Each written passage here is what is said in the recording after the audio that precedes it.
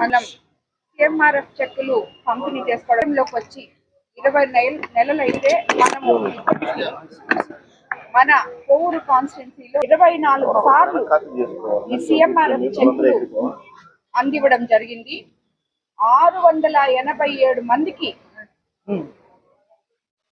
ఈ సిఎంఆర్ఎఫ్ చెక్కుల ద్వారా మన ముఖ్యమంత్రి చంద్రబాబు నాయుడు గారు కోవూరు కాన్స్టిట్యున్సీలో ఉన్న ప్రజలకి వాళ్ళ ఆరోగ్యానికి అండగా నిలవడం జరిగింది. ఈ ఒక మానవతావాద చంద్రబాబు నాయుడు గారు తీసుకున్న నిర్ణయం ఈ సిఎంఆర్ఎఫ్ అనేది.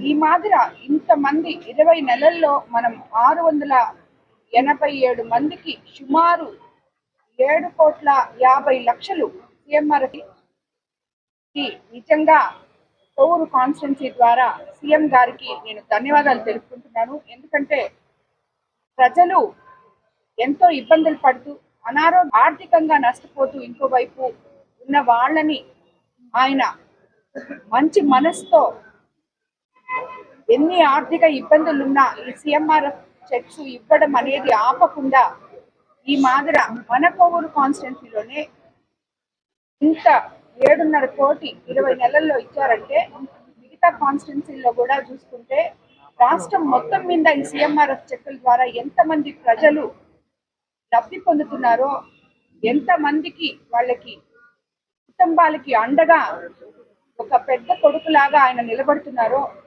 మనం అందరము తెలుసుకోవాల్సిన అవసరం తప్పకుండా ఉంది.